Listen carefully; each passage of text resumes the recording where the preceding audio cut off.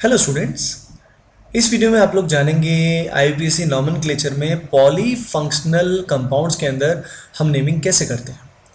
तो देखिए, ये नेमिंग जानने के लिए सबसे पहले आपको ये जो सीनियरिटी टेबल है ये आपको आनी चाहिए, इसका यूज़ करना आना चाहिए।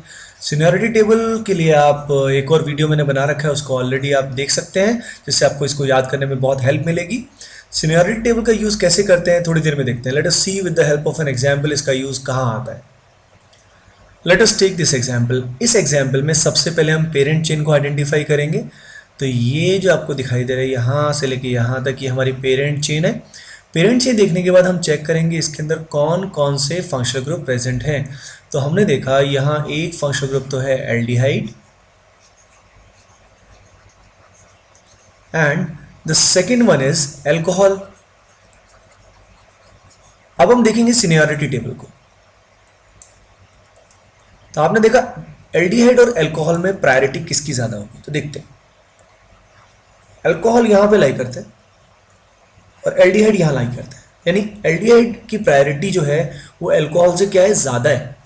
तो एल्डिहाइड जो होगा ये सीनियर हुआ और ये अल्कोहल जो हुआ ये क्या हुआ, जूनियर। अब जो सीनियर होता है उसका हम सफिक्स यूज करेंगे, S for senior, S for suffix.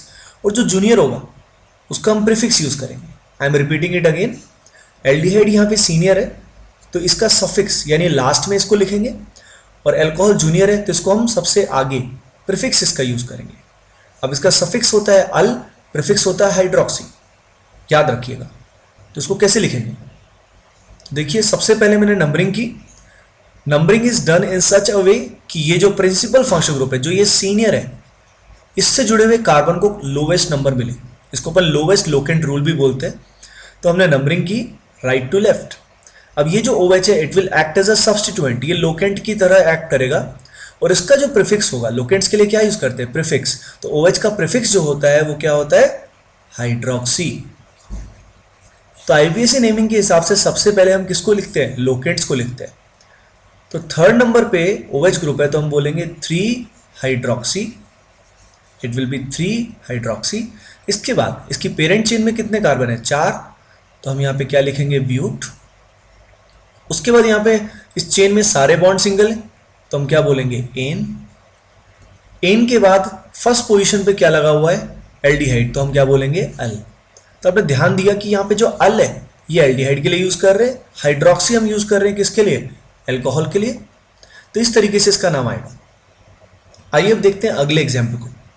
अगले एग्जाम्पल में सबसे पहले हम इसमें पेरेंट चेन को ढूंढते हैं। तो देखिए पेरेंट चेन जो होगी वो कुछ ऐसी होगी, और ध्यान रखिए जो कार्बन होगा फंक्शनल ग्रुप का, उस फंक्शनल ग्रुप वाले कार्बन को भी हम चेन में इंक्लूड करेंगे। I am repeating it again, the carbon of the functional group is also included in the parent chain. अब इसमें हम ढूंढते हैं फंक्शनल ग्रुप कौन कौन से हैं। तो देखिए ये जो पर्टिकुलर फंक्शनल ग्रुप है इट इज कीटोन, और ये जो फंक्शनल ग्रुप है CN it is known as nitrile, या इसको साइनाइड भी बोल सकते हैं।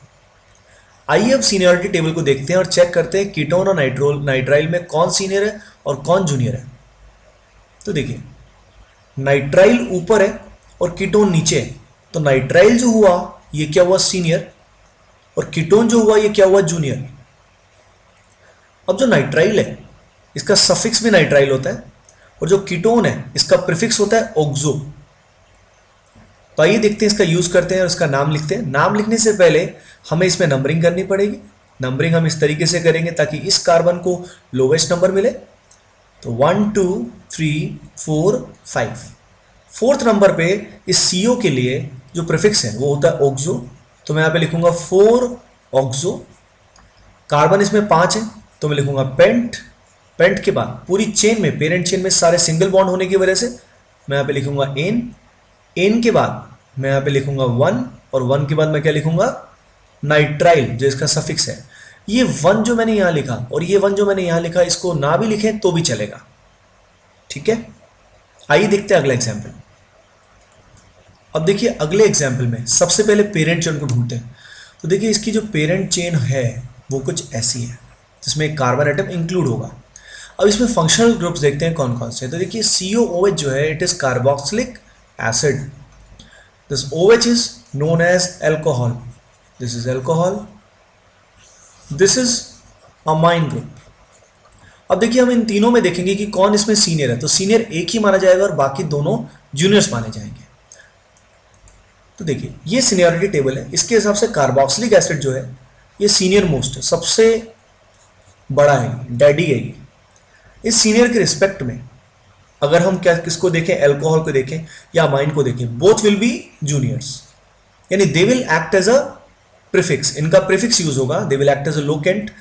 अब NH2 का जो प्रीफिक्स है वो अमीनो है और अल्कोहल का हाइड्रोक्सी है, और कार्बोक्सिलिक एसिड का सफिक्स क्या होता है, ओइक एसिड।